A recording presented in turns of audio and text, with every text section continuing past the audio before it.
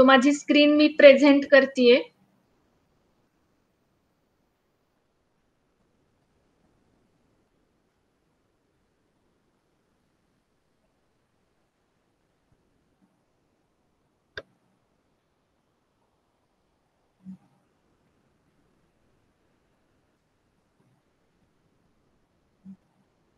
Screen visible आहे का? कुणीतरी ऑडिओ ऑन करून उत्तर द्या. Yes miss. ओके, सो आपण सुरुवात करूयात. Chapter 2 web services architecture. यातले बरेचसे पॉइंट आपण मागच्याच युनिटमध्ये सुद्धा कव्हर केलेले आहेत, पण काही जे नवीन पॉइंट्स आहेत ते आज आपण इथे कव्हर करणार आहोत. त्याच्या बरोबरीने जे आपण पहिल्या युनिटमध्ये बघितलेलं आहे त्याची सुद्धा एक प्रकारे रिव्हिजन आपली ह्या चॅप्टर मध्ये होणार आहे. So, introduction. Web services architecture represents logical evaluation of traditional computer-based applications to service-oriented applications over the internet. आपण बघितलं होतं की हे वेब सर्व्हिसेसचं आर्किटेक्चर सध्या रिसेंटली ट्रेंडिंग मध्ये आहे. अगदी सुरुवातीला ज्यावेळेस ऍप्लिकेशन्स निघाले होते त्यावेळेस ते कसे होते, ट्रॅडिशनल कम्प्युटर बेस्ड होते, म्हणजे डेस्कटॉप ऍप्लिकेशन असतील, पर्टिक्युलर सिंपल टाईपचे ऍप्लिकेशन्स होते. त्यानंतर एनहान्समेंट आल्या, मग वेबसाईट्स तयार करण्यात आल्या, मग त्याच्यानंतर अजून ऍडव्हान्स्ड असं करत करत हे वेब सर्व्हिसेस ऍप्लिकेशन्स ज्या की आपण इंटरनेट थ्रू यूज करू शकतो अशा डेव्हलप करण्यात आल्या. अगदी पूर्वी काय होतं की जे काही सॉफ्टवेअर तयार करण्यात यायचं ते तुम्हाला काय करावं लागायचं, एक तर परचेस करावं लागायचं, अदरवाईज आपण काय करायचो त्याचे क्रॅक व्हर्जन्स यूज करायचो. पण जे मोठे मोठे किंवा एक्सपेन्सिव्ह सॉफ्टवेअर असतात ते आपल्याला परचेस करणं दिवसेंदिवस त्या ऑर्गनायझेशनला डिफिकल्ट होत होतं, कारण की त्यांची रिक्वायरमेंट कमी असायची आणि लागणारे सॉफ्टवेअर जास्त असायचे. मग इव्होल्युशन होत होत काय झालं की हे नवीन वेब सर्व्हिस टेक्नॉलॉजी काय करण्यात आली, इम्प्लिमेंट करण्यात आली. It defines distributed computing mechanism. याच्या काही वेब सर्व्हिसेस आहेत ते आपण मागच्या वेळेस पण बघितलं होतं की डिस्ट्रीब्युटेड कम्प्युटिंग मेकॅनिझम वरती वर्क करतात. याच्यामध्ये एसओए म्हणजेच सर्व्हिस ओरिएंटेड आर्किटेक्चरचा यूज केला जातो. आपण बघितलं होतं सर्व्हिस ओरिएंटेड आर्किटेक्चर म्हणजे काय की तुम्ही जी काही प्रत्येक गोष्ट करणार आहात ती तुम्ही ऍज अ सर्व्हिस म्हणून देणार आहात. छोटस मॉड्यूल असू दे, सॉफ्टवेअर असू दे, कोणतीही गोष्ट असू दे, ती काय असणार आहे, प्रत्येक गोष्ट तुमची एक सर्व्हिस म्हणून कन्सिडर केली जाते. आणि त्या प्रकारचं जे एन्व्हायरमेंट आहे त्या ठिकाणी ह्या वेब सर्व्हिसेस वापरल्या जातात. तशा पद्धतीने ह्या वेब सर्व्हिसेसच्या आर्किटेक्चरचं डिझायनिंग केलेलं असतं. Then web services characteristics. ज्यावेळेस आपण फर्स्ट युनिट बघितलं होतं त्यावेळेस मी तुम्हाला खूप साऱ्या कॅरेक्टरिस्टिक्स सांगितल्या होत्या. तर त्याच्यातल्याच ज्या काही बिहेवियरल टाईपच्या कॅरेक्टरिस्टिक्स आहेत त्या आपण आज इथे बघणार आहोत. त्या कॅरेक्टरिस्टिक्स आपण ज्या फर्स्ट युनिटमध्ये बघितलेल्या त्या ओव्हरऑल मी सगळ्या काय केल्या होत्या, एकत्र केल्या होत्या. म्हणजे ऍक्च्युअल वेब सर्व्हिसेसच्या सगळ्या कॅरेक्टरिस्टिक्स मी तुम्हाला एकत्रितपणे सांगितलेल्या. पण त्याच्यामध्ये सुद्धा कॅटेगरायझेशन आहे, कॅटेगरीज आहेत की ह्या कॅरेक्टरिस्टिक्स ह्याच्या अंडर येतात, उरलेल्या दुसऱ्या गोष्टींच्या अंडर येतात. मग ज्या कॅरेक्टरिस्टिक्स बिहेवियर, वेब सर्व्हिसेसचं बिहेवियर कसं असतं किंवा कशा पद्धतीने आहे त्याच्यामध्ये मोडतात, त्या कॅरेक्टरिस्टिक्स आपण इथे पुन्हा बघणार आहोत. सो त्यातली पहिली कॅरेक्टरिस्टिक्स आहे web services are XML based. So behaviour म्हणजेच काय, तर त्याचं वर्किंग कसं होणार आहे किंवा त्याच्यामध्ये काय काय वापरलं जातं, त्याच्या बेसिक फंक्शनॅलिटीज काय आहेत. मग सर्वात महत्वाचं म्हणजे XML ही ओपन स्टँडर्ड आहे आणि वेब सर्व्हिसेस ह्या सगळ्या XML बेस्डच असतात. XML चा लॉंग फॉर्म आहे extensible markup language. Web services uses XML to represent the data at the representation and data transportation layers. आता तुम्हाला नेटवर्किंग आपल्याला TY पासून होतं आणि त्याच्यामध्ये तुम्हाला माहितीये की प्रत्येक गोष्ट काय असते, लेयर्ड असते. तर तशाच पद्धतीने वेब सर्व्हिसेसचं वर्किंग हे सुद्धा लेयर मध्येच होतं. मग डेटा ट्रान्सपोर्टेशन लेयरला डेटा सेंड करण्यासाठी कुठलं मेसेजिंगसाठी कुठलं लँग्वेज यूज केली जाते, कम्प्लिटली XML यूज केली जाते. Using XML eliminates any networking, operating system, or platform sort of dependency, since XML is the common language understood by all. आता सर्वात महत्वाचं की वेब सर्व्हिसेस ह्या इंटरडिपेंडंट आहे, प्लॅटफॉर्म इंडिपेंडंट आहेत, इंटरऑपरेबल आहेत. म्हणजे Java program, Java web service can interact with PHP application, PHP application can work with .NET application. मग याच्यामध्ये फक्त software to software dependency consider केली जात नाही. मग नेटवर्किंग रिलेटेड कोणतीही डिपेंडन्सी असेल तरी ती XML थ्रू इलिमिनेट होते, कारण XML can work with everything. So operating सिस्टीमचा जरी काही इश्यू असेल तर त्याबरोबर सुद्धा XML वर्क होते. प्लॅटफॉर्म्स बरोबर वेगवेगळ्या प्लॅटफॉर्म म्हणजे .NET असेल, PHP असेल, त्याच्याबरोबर सुद्धा आपण XML कंबाईन करू शकतो, त्याचं कोडिंग करू शकतो. त्याच्यामुळे त्या सगळ्या डिपेंडन्सीज XML वापरल्यामुळे नष्ट होतात किंवा त्याच्यामध्ये कोणत्याही प्रकारची डिपेंडन्सी येत नाही. तुमचं जे काही कोडिंग आहे ते कोडिंग करणं डेव्हलपरला इझी जातं. सेकंड आहे लूजली कपल्ड. सो हे सगळे पॉइंट रिव्हिजन आहे, हे सगळे पॉइंट्स मी मागे सुद्धा कव्हर केलेले आहेत. Loosely coupled means that the client and the web service are not bound to each other, which means that even if the web service changes over time, it should not change the way the client calls the web service. मग याचा अर्थ काय आहे की web services मध्ये कोणत्याही प्रकारचा change आला, दोन आपल्याकडे एंटिटीज असणार आहेत, क्लायंट असणार आहे, सर्व्हर असणार आहे. मग क्लायंट काय करणार आहे, सर्व्हर कडून वेब सर्व्हिस ऍक्सेस करणार आहे. पण त्या वेब सर्व्हिसेस मध्ये कोणताही चेंज आला तर काय होणार आहे, तुम्हाला क्लायंट साइडला कोणतंही चेंज करण्याची आवश्यकता नाही. तशा प्रकारचे जे आर्किटेक्चर्स असतात त्यांना काय म्हणतात, लूजली कपल्ड आर्किटेक्चर्स. दोन प्रकारचे आर्किटेक्चर्स असतात, टाइटली कपल्ड आर्किटेक्चर आणि लूजली कपल्ड. टाइटली कपल्ड मध्ये काय असतं, वेब सर्व्हिस मध्ये चेंज केला, क्लायंट साइडला कोड मध्ये सुद्धा चेंज करा, तो इंटरडिपेंडन्सी असते. क्लायंट साइडला थोडासा चेंज केला तरी सर्व्हरला पण तुम्हाला चेंज करावा लागतो.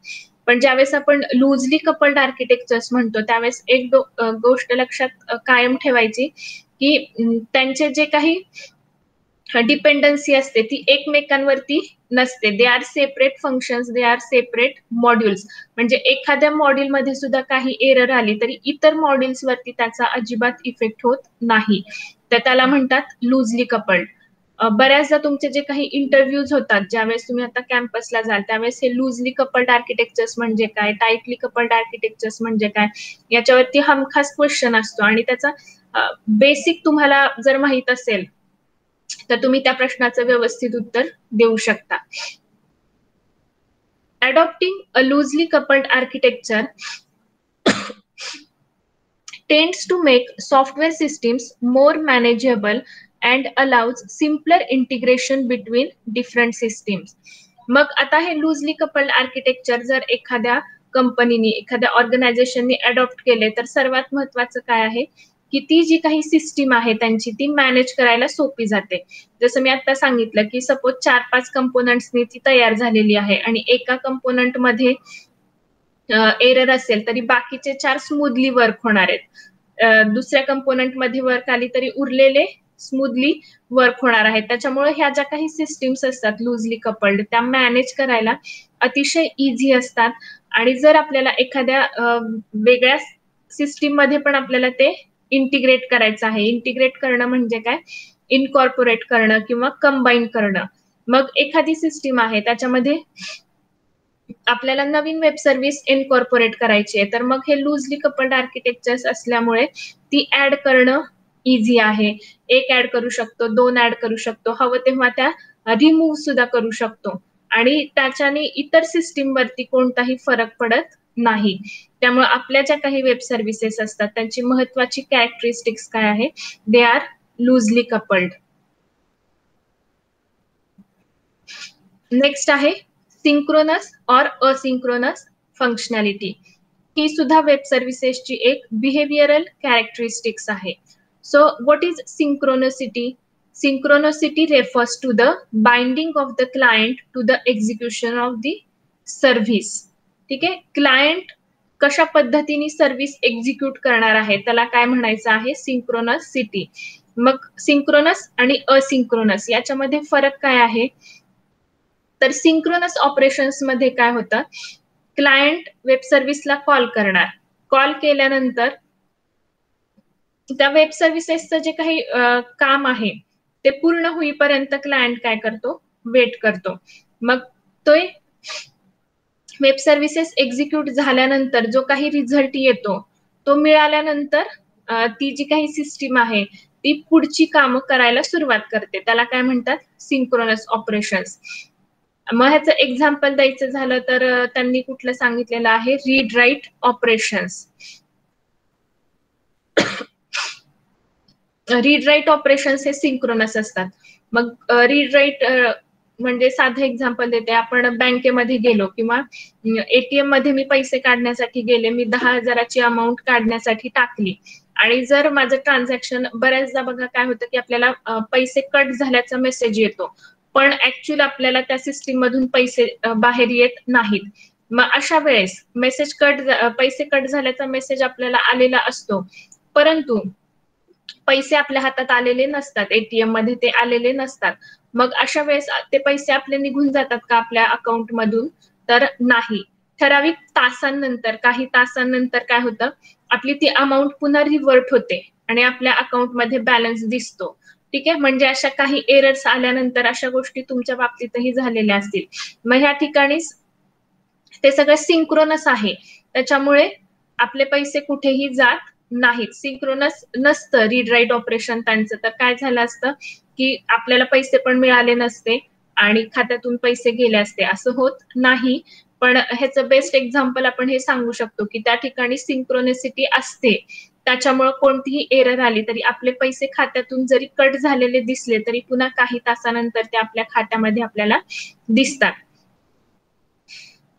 सो या ठिकाणी सिक्वेन्शियल ऑपरेशन्स यूज केलेले असतात. आणि असिंक्रोनस मध्ये काय होतं, asynchronous operations allow a client to invoke service and then execute other functions in parallel. म्हणजे बघा मागच्या वेळेस पण मी सांगितलं होतं की असिंक्रोनस मध्ये काय होतं, क्लायंट वेब सर्व्हिस इन्व्होक करणार, इन्व्होक केल्यानंतर तो जो काही सर्व्हर आहे त्याच्यावरती तो पूर्णपणे जबाबदारी सोपवून देणार, त्यानंतर सर्व्हर साइडला सगळं प्रोसेसिंग होणार आहे.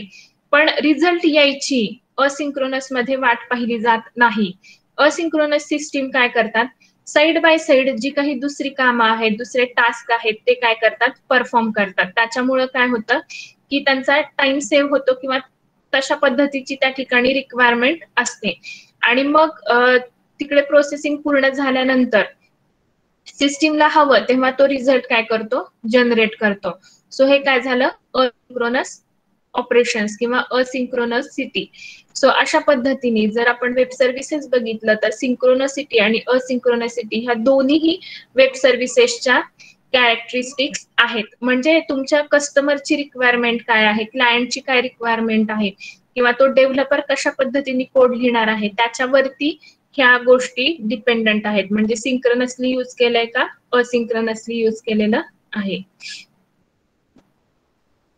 नेक्स्ट आहे ability to support remote procedure calls, RPC. So ही सुद्धा वेब सर्व्हिसेसची एक महत्वाची अशी बिहेवियरल कॅरेक्टरिस्टिक्स आहेत.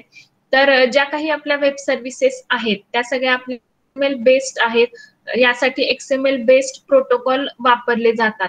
आणि जे काही रिमोट ऑब्जेक्ट्स आहेत ते ऍक्सेस करण्यासाठी वेगवेगळ्या प्रोसिजर्स फंक्शन्स असतील, मॉड्यूल्स असतील, मेथड्स असतील, ते ऍक्सेस करण्यासाठी वेब सर्व्हिसेस यूज केल्या जातात. Remote procedures exposes input and output parameters that a web service must support. ज्यावेळेस कोड लिहिला जातो, आता वेब सर्व्हिस म्हणजे काय, तुमचा एक प्रोग्रामच असणार आहे, मग त्याला काही इनपुट पॅरामीटर्स आउटपुट पॅरामीटर्स लागतात. ते सगळं जे आपण विजडल फाईल बघितली होती त्याच्यामध्ये काय केलेलं असतं, मेन्शन केलेलं असतं. मग त्याचा यूज करून आपण काय करू शकतो, web services through remote procedure calls देखील इम्प्लिमेंट करू शकतो. त्यानंतर सर्वात महत्त्वाची अशी कॅरेक्टरिस्टिक्स आहे, दे सपोर्ट्स डॉक्युमेंट एक्सचेंज. ज्यावेळेस आपण XML म्हणतो, XML ओपन सोर्स आहे आणि त्याच्यामध्ये फक्त आपण डेटा ट्रान्सफर करू शकत नाही, तर साधा डेटा प्लस कॉम्प्लेक्स डॉक्युमेंट्स सुद्धा आपण याच्या थ्रू एक्सचेंज करू शकतो. One of the key benefits of XML is its generic way of representing not only data but also complex documents. मग त्यांनी एक्झाम्पल दिलेलं आहे की तुम्हाला साधा ऍड्रेस पाठवायचा आहे तरी तुम्ही XML वापरा. तुम्हाला एखादं पूर्ण पुस्तक, आता पूर्ण पुस्तक म्हणजे ते डिजिटल फॉर्म मध्ये असणार आहे, ठीक आहे. या ठिकाणी जेव्हा आपण डॉक्युमेंट म्हणतोय, हार्ड कॉपी कन्सिडर करायची आहे का, नाही. मग ती सॉफ्ट कॉपी असेल, मग तुमची एक्सेल शीट असेल, वर्ड डॉक्युमेंट असेल, PDF असेल, ते सुद्धा आपण वेब सर्व्हिसेस थ्रू एक्सचेंज करू शकतो. आपण बघितलं होतं की डेटा ट्रान्सपोर्टेशन लेअर जी आहे त्या ठिकाणी आपण XML मेसेज ट्रान्सफर साठी आपण XML वापरणार आहे. मग मेसेज म्हणजेच काय असणार आहे, आपला डेटा. मग त्याच्यामध्ये ऍड्रेस असेल, बुक असेल, एखादी छोटीशी इन्फॉर्मेशन असेल, तुम्हाला जे काही सेंड करायचं आहे ते सगळं आपण वेब सर्व्हिसेस थ्रू सेंड करू शकतो. त्याला सुद्धा वेब सर्व्हिसेस सपोर्ट करतात. सो ह्या ज्या काही 5-6 होत्या त्या सगळ्या बिहेवियरल कॅरेक्टरिस्टिक्स होत्या. सो इथपर्यंत समजलंय का? चॅट बॉक्स मध्ये रिप्लाय द्या.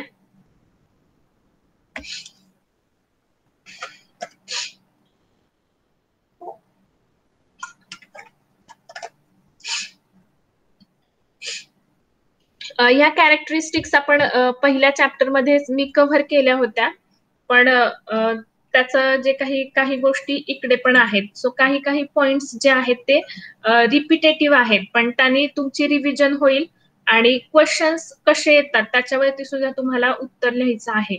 म्हणजेच जर आता थेरी एक्झाम होण्याचे चान्सेस आहेत, जर थेरी एक्झामला विचारलं की what are the behavioural characteristics, तर तुम्ही ह्या 5-6च लिहायच्यात. पण ओव्हरऑल कॅरेक्टरिस्टिक्स म्हणजे तसं मेन्शन केलेलं नसेल की बिहेवियरल कॅरेक्टरिस्टिक्स किंवा व्हॉट आर द टाइप्स, तर त्या ठिकाणी तुम्ही त्या सगळ्या जवळजवळ 15-16 कॅरेक्टरिस्टिक्स होत्या त्या तुम्ही तिथं मेन्शन करायच्या. आणि जर बिहेवियरल फक्त म्हटलं तर ह्या 5-6 मेन्शन करायच्या आणि त्याचं डिटेल मध्ये एक्सप्लेनेशन त्या ठिकाणी अपेक्षित असतं. सिंपल असेल तर तुम्ही काय वन लाईन लिहिल्या सगळ्या 15-16 केल्या तरी चालतील. पण ज्यावेळेस ब्रीफ क्वेश्चन असेल त्यावेळेस त्याचं एक्सप्लेनेशन आवश्यक आहे. सो आता पुढचा पॉइंट आहे service architecture, web service architecture. ते सुद्धा आपलं पाहिलेलं आहे, पण आज पुन्हा आपण ते बघणार आहोत.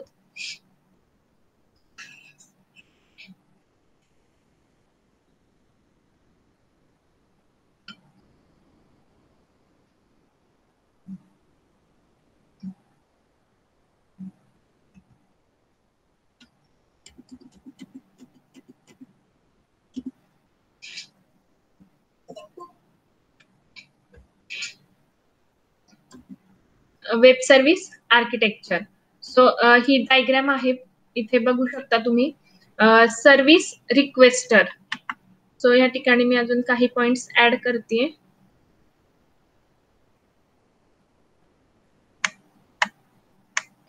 तीन महत्वाच्या एंटिटीज आहेत, आपण ह्या बघितलेल्या होत्या, पण काही पॉइंट्स याच्यामध्ये नवीन आहेत. सो ते नवीन पॉइंट आज आपण डिस्कस करणार आहोत. हे आर्किटेक्चर आपण मागच्या वेळेस पण बघितलेलं होतं, पण जशी जशी टर्मिनॉलॉजी बदलते तशा तशा काही गोष्टी ह्याच्यामध्ये नावं वेगळी आहेत, पण गोष्टी त्याच आहेत. ठीक आहे.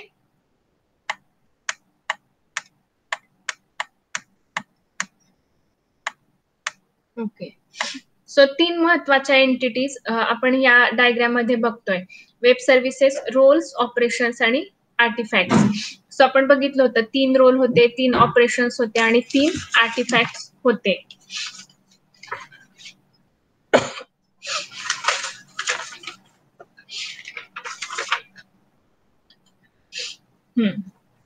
त्याच्यामध्ये आपण सर्व्हिस कन्झ्युमर, सर्व्हिस प्रोव्हायडर आणि सर्व्हिस रजिस्ट्री असे 3 पॉइंट्स बघितले होते. तर नावं तीच. आता इथे कन्झ्युमरच्या ऐवजी त्यांनी काय वापरलेलं आहे, रिक्वेस्टर. डायग्राम तीच आहे. ठीक आहे, थोडासा त्याच्यामध्ये चेंज आहे. Service requester, service provider, service registry हे 3 काय झाले, आपले सर्व्हिस रोल झाले. आणि ऑपरेशन्स कोणते कोणते आहेत, फाइंड, पब्लिश आणि बाइंड हे काय झाले, हे ऑपरेशन्स आहेत. आणि सर्व्हिस आणि सर्व्हिस डिस्क्रिप्शन ह्याला आर्टिफॅक्ट्स म्हणतात. सो ही आपली बेसिक आर्किटेक्चरची डायग्राम आहे. मग याच्यामध्ये आता ह्या ज्या काही 3 एंटिटीज आहेत त्याचं आपण 1 बाय 1 एक्सप्लेनेशन बघणार आहोतच. पण ऍक्च्युली ज्यावेळेस आपण सर्व्हिस प्रोव्हायडर म्हणतो तर ह्या ठिकाणी एक सर्व्हिस कंटेनर असतो आतल्या साईडला. इथे काय असतो, मी फक्त आता चित्र काढते, तिथे लिहित नाही. हा जो रेड बॉक्स आहे हा काय आहे, सर्व्हिस कंटेनर. पुढे ह्याचं एक्सप्लेनेशन आहे, त्यावेळेस मी एक्सप्लेन करेल. पण आता लक्षात ठेवा की सर्व्हिस प्रोव्हायडरच्या आतमध्ये काय असतो, सर्व्हिस कंटेनर किंवा रन टाइम एन्व्हायरमेंट. त्याच पद्धतीने सर्व्हिस रिक्वेस्टर जो असतो त्याच्यामध्ये असते सर्व्हिस डिलिव्हरी. सर्व्हिस डिलिव्हरी पूर्ण लिहित नाही, पुढे पुढे तुमच्या लक्षात येईल. आणि इथे ऍक्च्युली ह्या जो रेड पोर्शन आहे त्याला म्हणतात सर्व्हिस ब्रोकर. आणि त्याच्यामध्ये सर्व्हिस रजिस्ट्री असते, याच्या आतमध्ये XML रजिस्ट्री असते. ह्या वेगवेगळ्या रजिस्ट्रीज ह्या ठिकाणी ह्या सर्व्हिस ब्रोकर कंपोनंट मध्ये असतात.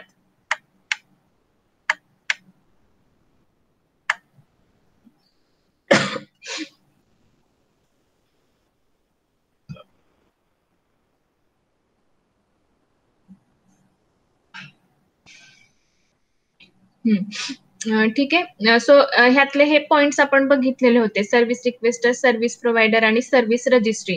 पण ज्यावेळेस ऍक्च्युअल काम होतं, म्हणजे आता उदाहरण एक आपण एक्झाम्पल घेऊयात, तर त्याच्यामध्ये तुम्हाला सांगते की सपोज एखादी सॉफ्टवेअर कंपनी आहे, XYZ नावाची सॉफ्टवेअर कंपनी आहे आणि त्यांनी वेदर फोरकास्टिंगचं ऍप्लिकेशन बनवलं. ठीक आहे, ऍप्लिकेशन बनवल्यानंतर आता ऍक्च्युअल ते काय करणार आहेत, कोड लिहिणार आहेत. म्हणजे सपोज आता जर आपल्याला वेदरचा डेटा आपण बघितला तर तो कुठून मिळतो, आपल्याला माहितीये की आपल्या जे पृथ्वीच्या भोवती अनेक सॅटेलाइट्स मूव्ह होतात. सो त्या सॅटेलाइट्स मध्ये हा सगळा डेटा काय केला जातो, कॅप्चर केला जातो. लोकेशन वाईज आपल्याला पाहिजे ते आपण काय करू शकतो, फाइंड आउट करू शकतो ह्या सॅटेलाइट्स थ्रू. मग ह्या सॅटेलाइट्स मध्ये जो डेटा कॅप्चर होतो तो डेटा ऍक्सेस करून काय केलं जातं, वेदर रिपोर्ट्स काढले जातात किंवा वेदर इन्फॉर्मेशन काढली जाते. आता कुणाला पण हा सॅटेलाइटचा डेटा मिळणार आहे का, नाही. ऑफकोर्स त्याच्यासाठी काहीतरी प्रोसिजर्स असणार आहेत, ते इतकं डिटेलमध्ये आपल्याला जायचं नाही. पण जनरली की आपल्याला डेटा कुठून मिळणार, की हवामानाचा आपल्याला अंदाज, तुम्ही म्हणजे टीव्ही बघा, इंटरनेट बघा, कोणती पण वेबसाईट बघा, प्रत्येक ठिकाणी इव्हन तुमच्या हातातल्या मोबाईल मध्ये सुद्धा तुम्हाला ते पर्टिक्युलर टेम्परेचर दिसतं, सनी, क्लाउडी, काय जे काय असेल ते. मग हे कुठून येतं, अंदाजे येत नाही. तर जे काही सॅटेलाइट्सचा डेटा आहे तो कुणीतरी ऍक्सेस केलेला आहे, त्याच्या ज्या काही वेब सर्व्हिसेस आहेत त्या ऍक्सेस करून या ठिकाणी, वेब सर्व्हिसेस असतील किंवा इतर कोणतेही ऍप्लिकेशन्स असतील, नेसेसरी नाहीये की वेब सर्व्हिसच असेल, अनेक ऍप्लिकेशन्स मार्केटमध्ये अवेलेबल आहेत. पण वेब सर्व्हिसेस हा अशी गोष्ट आहे की ती बऱ्याचदा वापरली जाते. मग सपोज एखादी आपली एक्स नावाची सॉफ्टवेअर कंपनी आहे, तिने काय केला, एक सॉफ्टवेअर लिहिलं किंवा एक प्रोग्राम लिहिला आणि त्याच्यामध्ये त्यांनी काय केलं, हा सॅटेलाइटचा जो डेटा आहे, ज्याला जे काही लोकेशन मिळालं आहे त्याच्यावरून त्यांनी काय केलेलं, कोड लिहिला. मग आता फक्त कोड लिहून चालतं का, तो कशाशी तरी बाइंड केला पाहिजे. म्हणजे ह्या ठिकाणी त्यांचं काहीतरी एखादं डिव्हाइस असेल जे की त्या सॅटेलाइटला कनेक्टेड असेल. म्हणजे सॅटेलाइट कोणाशी कम्युनिकेट करेल, डिव्हाइसशी. डिव्हाइस कोणाशी कम्युनिकेट करेल, सॉफ्टवेअरशी. ठीक आहे, अशा पद्धतीने हे वर्किंग होईल आणि ह्या ठिकाणी रिझल्ट जनरेट होणार आहे. या ठिकाणी काय होईल, त्यांचं वेदर रिपोर्ट जनरेट होईल. सपोज इथे ह्यांचा काय झाला, वेदर रिपोर्ट जनरेट झाला. मग आता ही जी काही एक्स कंपनी आहे, ह्या एक्स कंपनीने सपोज 3 वर्षामध्ये हे सॉफ्टवेअर डेव्हलप केलं. आता त्यांच्याकडे लॉजिक आहे, कोड आहे, कशा पद्धतीने तो डेटा ऍक्सेस करायचा, कसं करेक्ट आउटपुट आणायचं, म्हणजे फायनल जे काही टेस्टेड आउटपुट आहे ते ह्या एक्स कंपनीने अचीव्ह केलेलं आहे. मग हेच आता त्यांच्याकडे हा जो काही कोड आहे आणि दुसरी एखादी कंपनी आली वाय नावाची आणि त्यांना पण आता काय करायचं आहे की स्वतःचं असं एखादं वेदर फोरकास्टिंगचं त्यांना डिस्प्ले करायचं आहे. पण अशा वेळेस मग जर वाय कंपनीने पुन्हा ते कोडिंग किंवा ते लॉजिक यूज करायचं असेल तर पुन्हा ते लोक 3 वर्ष घालवणार का? नाहीत घालवणार. कारण एक्स ही जी काही कंपनी आहे ती काय म्हणतेय की आम्ही आमची जी काही सर्व्हिस आहे ती तुम्हाला रेंटनी देऊ किंवा मंथली बेसिसवर देऊ, इयरली बेसिसवर देऊ किंवा ऍज अ सर्व्हिस म्हणून तुम्ही त्याला आम्हाला त्याचे चार्जेस द्या, अॅन्युअल असतील काय असतील आणि आमचा जो काही रिपोर्ट आहे तो तुम्ही डिरेक्टली यूज करा. मग या ठिकाणी वाय कंपनीचे ऑटोमॅटिकली 3 वर्ष वाचणार आहेत, त्यांचा पैसा वाचेल, त्यांचा स्टाफ रिक्रुटमेंट वाचेल आणि ह्या गोष्टी सगळ्या होणार आहेत. मग ह्यांचा जो काही हा वेदर रिपोर्ट आहे हा वेब सर्व्हिसेस थ्रू काय केला जाईल? ऍक्सेस केला जाईल. मग ह्या ठिकाणी ते कशाला ऍक्सेस करणार आहेत? त्यांच्या इथं जे काही वेब ऍप्लिकेशन त्यांनी स्टोअर केलेलं आहे त्याला काय केलं जाईल? कॉल केला जाईल आणि डायरेक्ट वेदर रिपोर्ट ह्या कंपनीला मिळेल. मग तिथून ते त्यांच्या वेबसाईटवरती डिस्प्ले करतील, एखाद्या ऍप्लिकेशन मध्ये डिस्प्ले करतील, कुठेही डिस्प्ले करू शकतात ते. पण त्यांची जी काही रिक्वायरमेंट आहे, त्यांचं जे काही कॉन्ट्रॅक्ट आहे, आपण कॉन्ट्रॅक्ट सुद्धा बघितलं होतं की वेगवेगळ्या कंपन्या एकमेकांशी काय करतात? कॉन्ट्रॅक्ट करतात आणि त्यानुसार ह्या गोष्टी सगळ्या ठरतात. मग त्याच पद्धतीने आता सर्व्हिस कोण प्रोव्हाइड करताय? एक्स. म्हणजे आपला सर्व्हिस प्रोव्हायडर कोण झाला? एक्स. रिक्वेस्ट कोण करताय? Y company. मग सर्व्हिस रिक्वेस्टर कोण झाला? वाय. ठीक आहे. सो एक्स कंपनी आपली सर्व्हिस प्रोव्हायडर असणार आहे, वाय कंपनी आपली सर्व्हिस रिक्वेस्टर असणार आहे. मग या ठिकाणी आता डायरेक्ट आपण सर्व्हिस प्रोव्हायडर आणि सर्व्हिस रिक्वेस्टर कनेक्ट होतात का? तर नाही. हे सगळं सॉफ्टवेअर आहे म्हणल्यावर कोणतं तरी रन टाइम एन्व्हायरमेंट पाहिजे. मग या ठिकाणी असतात सर्व्हिस कंटेनर आणि ह्या ठिकाणी असते service delivery, run time environment क्लायंटचं, रिक्वेस्टरचं आणि ह्या ठिकाणी प्रोव्हायडरचं. सो अशा पद्धतीने ह्या ठिकाणी बाइंड हे ऑपरेशन परफॉर्म केलं जातं आणि वाय रिक्वेस्टर काय करतो? एक्सची सर्व्हिस ऍक्सेस करतो. मग ही त्याला कुठं मिळते? तर ही त्याला सर्व्हिस ब्रोकर थ्रू मिळते.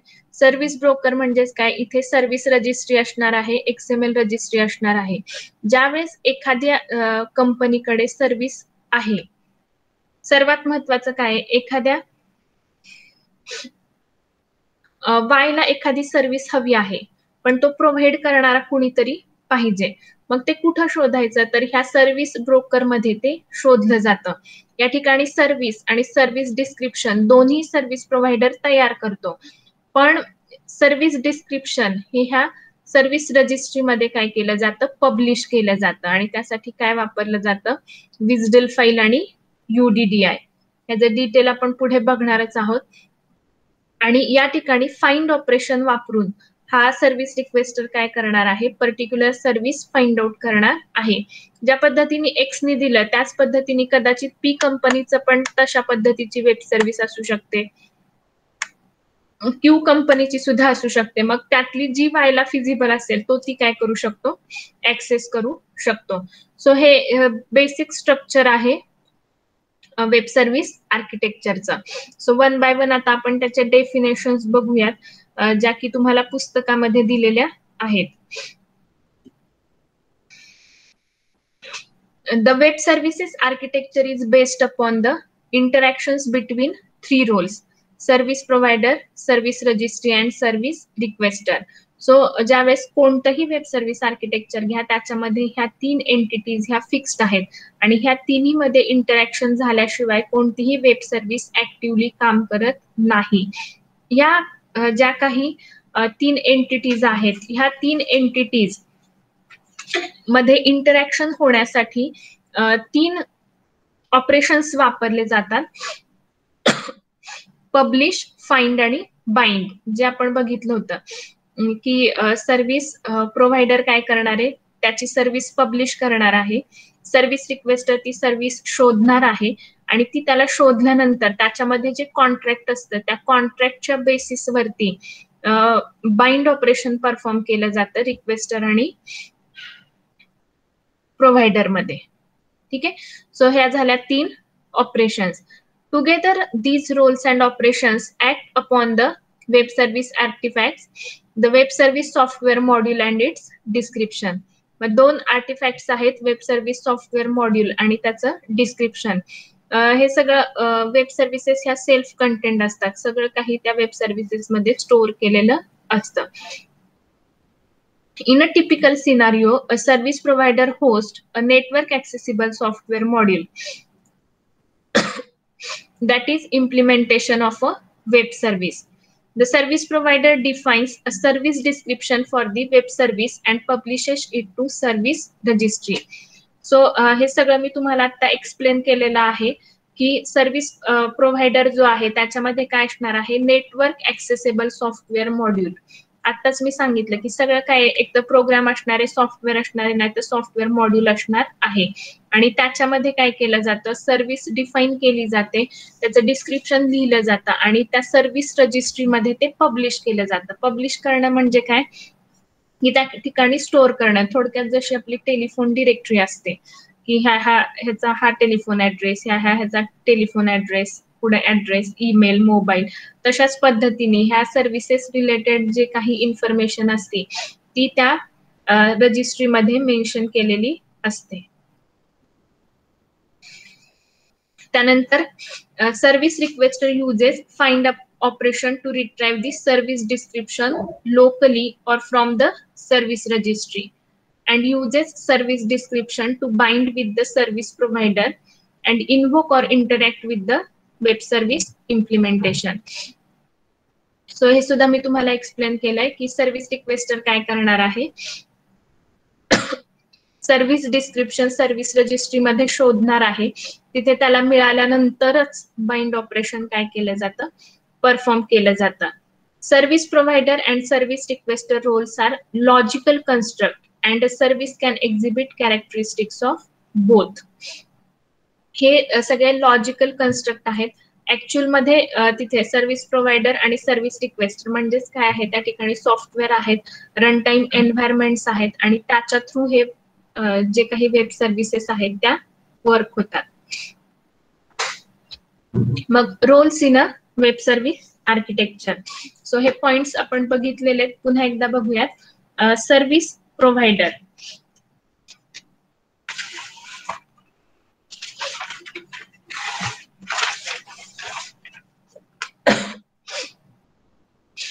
From a business perspective this is the owner of the service. एकदम साध्या सरळ भाषेमध्ये या ठिकाणी सांगितलेलं आहे. सर्व्हिस प्रोव्हायडर म्हणजे काय, पर्टिक्युलर बिझनेस देणारा, पर्टिक्युलर सर्व्हिस देणाऱ्या बिझनेसचा तो ओनर आहे, म्हणजे मालक आहे. की ही माझी सर्व्हिस आहे, कुणाला पाहिजे असेल तर अमुक अमुक त्याचा रेंट आहे, अमुक अमुक त्याचं मंथली सबस्क्रिप्शन आहे, अमुक अमुक त्याचं पर डे, आणि फक्त मंथलीच असावं असं काही नाही, पर डे असू शकतं, पर आवर चार्जेस असू शकतात किंवा अॅन्युअल असू शकतात, स्कीम कशाही असू शकतात. पण सर्व्हिस प्रोव्हायडर म्हणजे काय, जो कोणी सर्व्हिस देणार आहे त्याचा तो मालक किंवा ओनर असणार आहे. And from architectural perspective this is the platform that host access to the service. आणि आर्किटेक्चरलच्या पॉइंट ऑफ व्ह्यूनी जर बघितलं तर इट होस्ट द सर्व्हिस, म्हणजे ती ऍक्च्युअल सर्व्हिस जी मी इथं डायग्राम दाखवली होती की जे काही ऍक्सेस होणार आहे इथे, वाय कंपनी कुठे ऍक्सेस करणार आहे, इथल्या त्यांच्या सॉफ्टवेअरला. म्हणजेच आर्किटेक्चरल पॉइंट ऑफ व्ह्यूनी सर्व्हिस प्रोव्हायडरची जी काही वेब सर्व्हिस आहे तो हा काय करणार आहे, ऍक्सेस करणार आहे. So this is architectural point of view. आणि बिझनेस पॉइंट ऑफ व्ह्यू काय, X is owner of this weather report. X हा ह्या वेदर रिपोर्ट ऍप्लिकेशनचा, वेदर रिपोर्ट वेब सर्व्हिसेसचा मालक आहे किंवा ओनर आहे from business point of view. आणि ज्यावेळेस आपण आर्किटेक्चरल पॉइंट ऑफ व्ह्यूनी बघतोय, वाय कुठे ऍक्सेस करणार आहे, या इथे जी काही हे सॉफ्टवेअर मॉड्यूल बनवलेलं आहे याला, हे जे डिव्हाइस आहे ह्याला त्याला ऍक्सेस आहे का, नाही. या डिव्हाइसला फक्त ऍक्सेस कुणाला असणार आहे, ह्या सॉफ्टवेअरला. सॅटेलाइटला कुणाला ऍक्सेस असणार आहे, फक्त ह्या डिव्हाइसला. म्हणजे satellite communicate with device, device communicate with software, and Y can communicate only with the software, not with the device. ठीक आहे. सो हे टोटल जे काही आहे ही ह्यांची सिस्टीम आहे. याच्यातलं फक्त पर्टिक्युलर म्हणजे ऍक्सेस परमिशन सगळ्यांना माहिती की सगळ्याच गोष्टीला सगळ्यांना ऍक्सेस असतो का, नाही. मग त्याच पद्धतीने ऍक्सेस दिलेला असतो तेवढंच ते काय करू शकतात, ऍक्सेस करू शकतात. सो हे झाले service providers. Then service requester. From a business perspective, this is the business that requires certain functions to be satisfied. Service requester म्हणजे काय? एखादी कंपनी किंवा एखादी ऑर्गनायझेशन, एखादी व्यक्ती ज्याला एखादी सर्व्हिस हवी आहे, तो काय झाला? रिक्वेस्टर. त्याला जी फंक्शनॅलिटी हवी आहे, त्याचं लॉजिक, त्याचा कोड, त्याचं आउटपुट त्याला काय पाहिजे? इमिजिएट पाहिजे, इन्स्टंट पाहिजे ऍज अ सर्व्हिस म्हणून. त्याला त्याचं स्वतःचं त्या ठिकाणी लॉजिक बिल्डअप करायचं नसेल तर तो काय झाला? Service requester. बऱ्याचदा सॉफ्टवेअर मध्ये काय केलं जातं, आता हेच उदाहरण घ्यायचं झालं की वेदर फोरकास्टिंगचं. जर एक्स कंपनीने 3 वर्ष घालवलेली आहेत तर वाय कंपनीने त्याच्यासाठी 3 वर्ष का घालवावीत? कारण तेवढा पैसा आला, वेळ आला, त्याचा लागणारे चार्जेस आले, ह्या सगळ्या गोष्टींचा जर विचार करतात ती सर्व्हिस विकत घेणं परवडत असेल तर अशा ठिकाणी वेब सर्व्हिसेसलाच प्राधान्य दिलं जातं. From an architectural perspective, this is the application that is looking for and invoking or initiating an interaction with the service. मग आर्किटेक्चरल पॉइंट ऑफ व्ह्यू ने काय आहे? म्हणजे जी इथं डायग्राम बघितली, इथं मी सांगितलं की वाय इथे ऍक्सेस करतो हे सॉफ्टवेअर. मग डायरेक्ट वाय ऍक्सेस करणार आहे का? तर नाही. साधी गोष्ट आहे की एक्स कंपनी असू दे नाहीतर वाय कंपनी असू दे, त्या ठिकाणी कोणताही कम्प्युटर असेल किंवा लॅपटॉप असेल तर तो चालवायला पहिल्यांदा काय लागणार आहे? माणूस लागणार आहे. तो माणूस काय करणार आहे? त्याच्यावरचं ऍप्लिकेशन ऍक्सेस करणार आहे. एखादं ऍप्लिकेशन असेल किंवा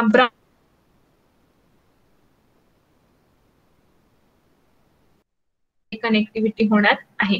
म्हणजे सर्व्हिस रिक्वेस्टर म्हणजे डायरेक्ट वाय नाही, तर त्याच्यातलं जे काही ऍप्लिकेशन असेल किंवा ब्राउझर असेल ते काय करणार आहेत? रिक्वेस्ट करणार आहेत. The service requester role can be played by a browser driven by a person or a program without user interface. ठीक आहे. जे आता सांगितलं की एकतर एखादा माणूस असेल जो की ब्राउझर थ्रू किंवा ऍप्लिकेशन थ्रू ती वेब सर्व्हिस ऍक्सेस करतोय, किंवा म्हणजे मी सांगितलं की प्रोग्राम मध्ये सुद्धा एखादा डेव्हलपर काय करू शकतो? सर्व्हिस तुमची कॉल करू शकतो आणि ती वेब सर्व्हिस कॉल केल्यानंतर काय होणार आहे? त्या ठिकाणी त्याचे जे काही सॉफ्टवेअर आहे तिथं डायरेक्ट त्या वेब सर्व्हिसचा आउटपुट डिस्प्ले होणार आहे. नेक्स्ट आहे service registry.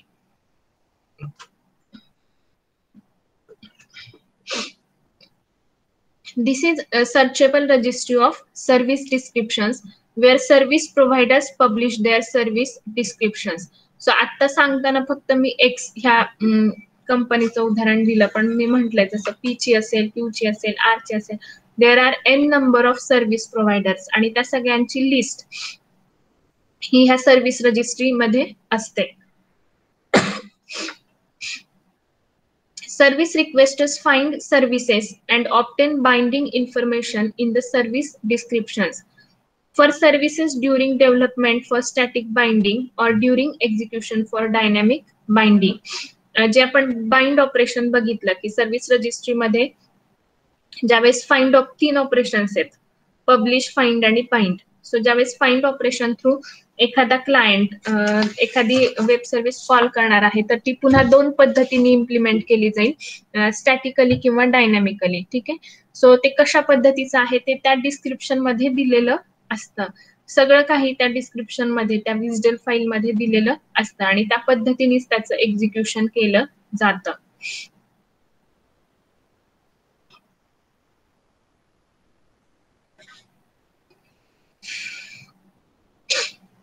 For statically bound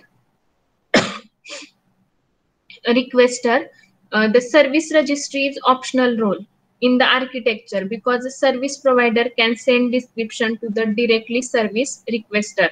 so जे आता सांगितलं की 2 प्रकारे होऊ शकतं, स्टॅटिक बाइंडिंग किंवा डायनॅमिक बाइंडिंग. मग स्टॅटिक बाइंडिंग असेल तर काय केलं जातं? सर्व्हिस रिक्वेस्टर आणि सर्व्हिस प्रोव्हायडर एकमेकांना डिरेक्टली एक्सचेंज करू शकतात. पण जर तसं नसेल, डायनॅमिक असेल तर मग त्यासाठी वेगवेगळ्या सोर्सेस वापरले जातात. मग लोकल फाईल असेल, FTP असेल, website, advertisement and discovery of services किंवा डिस्कव्हरी ऑफ वेब सर्व्हिसेस, हे वेगवेगळे सोर्सेस आहेत ज्याच्या थ्रू सुद्धा काय केलं जातं, ह्या सर्व्हिसेस ऑब्टेन केल्या जातात. आणि स्टॅटिक असेल तर direct provider requester can communicate, पण डायनॅमिक असेल तर त्यांना ती वेब सर्व्हिस कुठूनही ऍक्सेस करता येते. त्याचे वेगवेगळे रिसोर्सेस इथे दिलेले आहेत.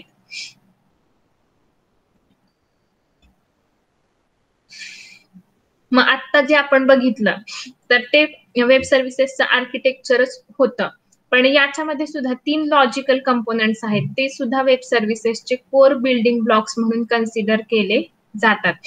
कुठलं आहे? सर्व्हिस कंटेनर और run time environment, service registry आणि सर्व्हिस डिलिव्हरी.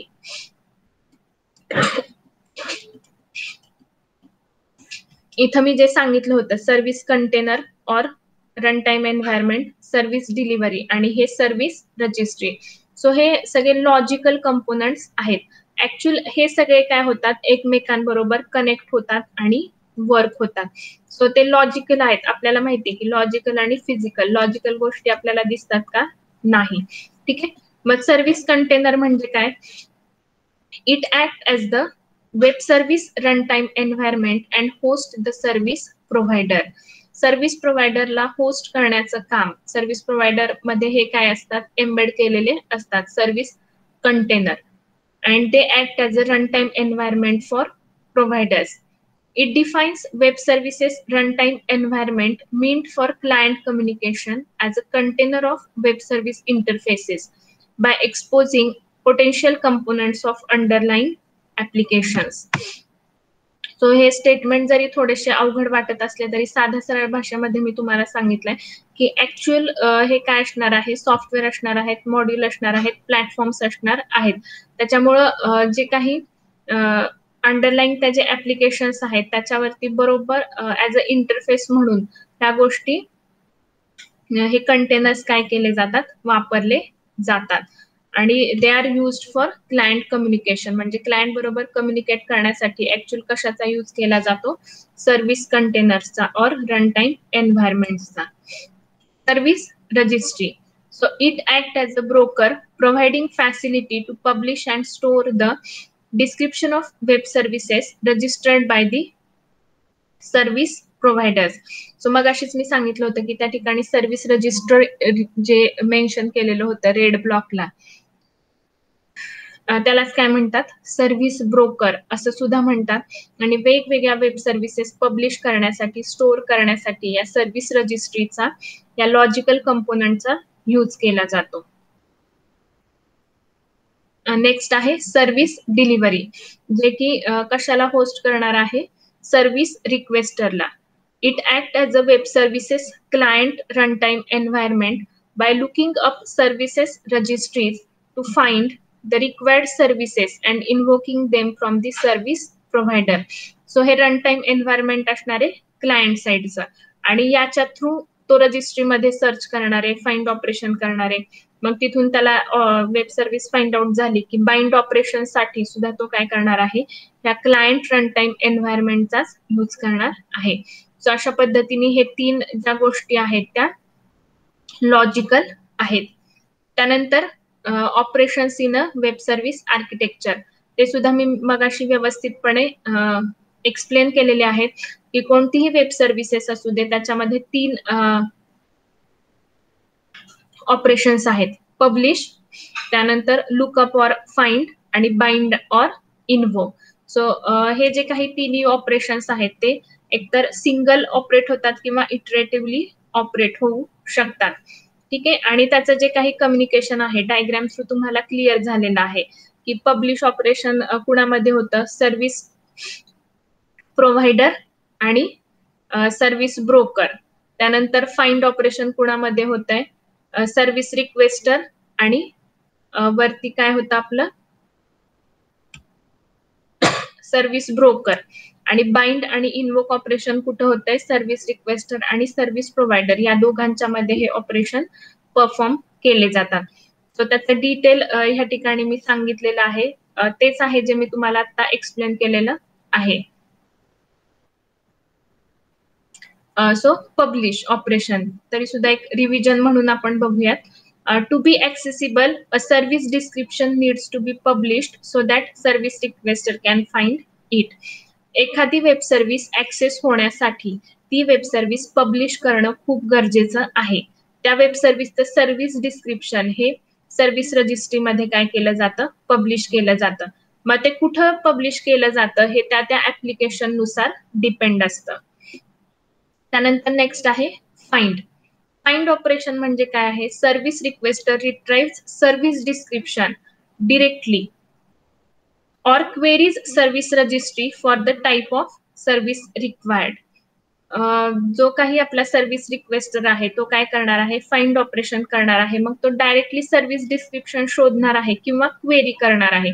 सो क्वेरी आपल्याला प्रत्येकाला माहिती की क्वेरी केली की काय होणार आहे, ती क्वेरी एक्झिक्यूट होईल आणि जे काही रिझल्ट आहे तो त्या रिक्वेस्टरला जनरेट होईल. मग ह्या वेळेस सुद्धा ज्यावेळेस फाइंड ऑपरेशन म्हणतात, हे फाइंड ऑपरेशन सुद्धा 2 फेजेसच्या वेळी होऊ शकतात.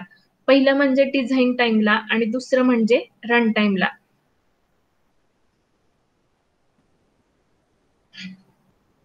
At design time, to retrieve the service interface description for program development. Design टाइमला जे काही डिस्क्रिप्शन आहे प्रोग्राम डेव्हलपमेंट करताना सुद्धा ह्या वेब सर्व्हिसेस काय केल्या जातात, यूज केल्या जातात.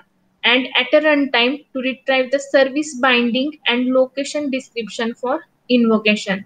किंवा थोडक्यात डिझाईन टाइम आणि रन टाइम म्हणजे काय, स्टॅटिकली आणि डायनॅमिकली. रन टाइमला ऍक्सेस करणार म्हणजेच काय, की डायनॅमिकली ऍक्सेस होणार आणि ते आउटपुट काय होईल, जनरेट होईल. सो अशा पद्धतीने फाइंड ऑपरेशन्स वर्क होतात. Bind, eventually service needs to be invoked. Bind operation म्हणजे थोडक्यात काय, की ती वेब सर्व्हिस इन्व्होक केली जाते, ती वेब सर्व्हिस कॉल केली जाते. आणि in the bind operation the service requester invoke or initiates interaction with the service at runtime using binding details in the service description to locate, contact and invoke the service. So या ठिकाणी त्यांनी specifically सांगितलेलं आहे की हे जे काही ज्यावेळेस एखादी वेब सर्व्हिस पब्लिश केली जाते तर ती फक्त नुसती पब्लिश केली जात नाही, तर त्याचे सगळे डिटेल्स त्याच्यामध्ये असतात. कशा पद्धतीने इन्व्होक करायची, त्याचे सगळे पॅरामीटर. थोडक्यात काय, ज्यावेळेस आपण एखादा प्रोग्राम लिहितो त्या प्रोग्राम मध्ये जर आपण मेथड लिहिली तर त्या मेथडला आपण काही पॅरामीटर्स पास करतो. फॉर एक्झाम्पल ऍडिशन ऑफ 3 नंबर्सचा जर आपण प्रोग्राम लिहिला आणि त्याला आपण ABC हे 3 पास केले तर त्याला मेथड पॅरामीटर्स 3 आपण पास केले. तर जर समोरच्याला ते ऍक्सेस करायचं असेल तर त्याला माहित असणं गरजेचं आहे की हा जो काही ऍडिशन नावाचा प्रोग्राम आहे ह्याला आपल्याला 3 पॅरामीटर्स द्यायचे, तर ते कुठंतरी मेन्शन केलेलं असावं. मग तशाच पद्धतीने ज्यावेळेस एखादी वेब सर्व्हिस लिहिलेली असते त्या वेब सर्व्हिसेस मध्ये मेथड्स लिहिलेले असतील. शेवटी ते सॉफ्टवेअर आहे किंवा प्रोग्राम आहे. मेथड्स लिहिल्या असतील, फंक्शन्स लिहिल्या असतील, त्याला जे काही पॅरामीटर्स आहेत, त्याचे रिटर्न टाइप्स असतील, डेटा टाइप्स असतील, ह्या सगळ्या गोष्टी त्या विजडल फाईलमध्ये किंवा त्या रजिस्ट्रीमध्ये मेन्शन केलेल्या असतात आणि त्याचा यूज करूनच रिक्वेस्टरला काय करावं लागतं, त्या इन्व्होक कराव्या लागतात. सो अशा पद्धतीने हे बाइंड ऑपरेशन्स वर्क होतात. त्यानंतर artefacts of a web service 2 आहेत, सर्व्हिस आणि service description. What is service? It is a software module diploid on network accessible platforms provided bye the service provider. So ह्या ज्या 2 entities आपण बघितल्या होत्या इथं, सो ते सुद्धा डायग्राम मध्ये मी एक्सप्लेन केलेलं आहे. त्याचं फक्त इथे आपण एक्सप्लेनेशन घेतलेलं आहे. ही सर्व्हिस आणि हे सर्व्हिस डिस्क्रिप्शन याला काय म्हणतात, आर्टिफॅक्ट्स. आणि सर्व्हिस कधीच इथे रजिस्ट्रीमध्ये पब्लिश केली जात नाही. तुम्ही बघा फक्त सर्व्हिस डिस्क्रिप्शन इथं पब्लिश केलेलं आहे. Service is never published to registry, only service description is published.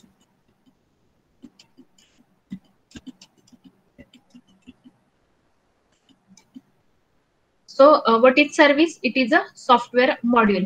हे एक छोटंसं मॉड्यूल असतं जे की नेटवर्क ऍक्सेसिबल प्लॅटफॉर्म वरती डिप्लॉय केलेलं असतं आणि ही सर्व्हिस कोण देणार आहे, सर्व्हिस प्रोव्हायडर म्हणजेच थोडक्यात owner. It exists to be invoked by or to interact with a service requester. Service requester ज्यावेळेस इन्व्होक करणार आहे त्यावेळेस ही काय केली जाईल, कॉल केली जाईल. It can also function as a requester using other web services in its implementation. Web services कधी कधी असंही असू शकतं की ह्या web services through other web services सुद्धा काय केल्या जाऊ शकतात, कॉल केल्या जाऊ शकतात. अँड देन सर्व्हिस डिस्क्रिप्शन, जे की आत्ताच सांगितलं की service description contains details of the interface and implementation of the service. Particular web service मध्ये कुठले कुठले इंटरफेसेस आहेत, त्याचं इम्प्लिमेंटेशन कशा पद्धतीने आहे, हे सगळं डिस्क्रिप्शन या सर्व्हिस डिस्क्रिप्शन मध्ये असतं. This includes its data types, operations, binding information and network location. बघा, जे मी आता तुम्हाला सांगितलं होतं तेच की डेटा टाइप्स कुठले आहेत, त्याच्यामध्ये कुठले ऑपरेशन्स यूज केलेले आहेत. म्हणजे सपोज मी ऍडिशनचा प्रोग्राम म्हणलं तर तिथे काय आहे, ऍड हे ऑपरेशन असेल. मल्टिप्लिकेशन हे मी साधं एक्झाम्पल म्हणून देते. मल्टिप्लिकेशनचा प्रोग्राम असेल तर तिथे ऑपरेशन काय असणार आहे, मल्टिप्लिकेशन. मग अशा पद्धतीने जी काही वेब सर्व्हिस कुठल्या टास्क साठी बनवली त्याच्यात काय ऑपरेशन्स आहेत ते सुद्धा या डिस्क्रिप्शन मध्ये मेन्शन केलेले असतात. बाइंडिंग इन्फॉर्मेशन म्हणजे रिक्वेस्टर आणि प्रोव्हायडर ह्यांना एकमेकांबरोबर कसं बाइंड व्हायचंय, ते काय कॉल करायचंय, त्याचे काही स्टेटमेंट्स असतील किंवा वाक्य असतील, जे काही असेल ते सगळं त्या डिस्क्रिप्शन मध्ये मेन्शन केलेलं असतं. त्यानंतर नेटवर्क लोकेशन, वेब सर्व्हिसेस आपण नेटवर्क थ्रूच ऍक्सेस करतोय त्यामुळे त्याचं लोकेशन देखील त्या ठिकाणी मेन्शन केलेलं असतं. जर तुम्हाला URLच माहित नसेल, ती लोकेशनच माहित नसेल तर तुम्ही ती सर्व्हिस कशी कॉल करणार, त्याच्यामुळे ते लोकेशन सुद्धा ते सर्व्हिस डिस्क्रिप्शन मध्ये मेन्शन केलेलं असतं की ह्या URL ला ही वेब सर्व्हिस आहे. पण ती डिरेक्ट तुम्हाला ऍक्सेस होणार आहे का, नाही. त्या कॉन्ट्रॅक्ट नुसार जे काही चार्जेस असतील ते पे केल्यानंतर तुम्हाला ते ऍक्सेस होईल. It could also include categorization and other metadata to facilitate discovery and utilization by the service requester. म्हणजेच बघा, मेटाडेटा म्हणजे काय, डेटा अबाउट डेटा. मग ह्या डेटाशी रिलेटेड अजून काही डेटा असला तर तो सुद्धा त्या डिस्क्रिप्शन मध्ये मेन्शन केलेला असतो. कारण वेब सर्व्हिसेस आर, काही वाक्य लक्षातच ठेवायचे, web services are self content, self describe. त्याच्यामध्ये हा मेटा डेटा सुद्धा मेन्शन केलेला आहे. म्हणजे एक्स्ट्रा इन्फॉर्मेशन असेल ती सुद्धा ऍड केलेली असते. The service description might be published to a service requester or to service registry. Service registry मध्ये डिस्क्रिप्शन पब्लिश केलं जातं किंवा सर्व्हिस रिक्वेस्टर मध्ये सुद्धा. जसं मगाशी आपण बघितलं, स्टॅटिकली ऍक्सेस करू शकतो किंवा डायनामिकली. स्टॅटिकली मध्ये मी सांगितलं होतं की direct service requester service provider service रिक्वेस्टरला सुद्धा देऊ शकतो, किंवा डायनामिकली करायचं असेल तर सर्व्हिस रजिस्ट्री मध्ये ते मेन्शन करणं, पब्लिश करणं मस्ट आहे. सो अशा पद्धतीने हे जे काही वेब सर्व्हिसेसचं आर्किटेक्चर आहे ते आपण पाहिलेलं आहे. सो हे समजलंय का?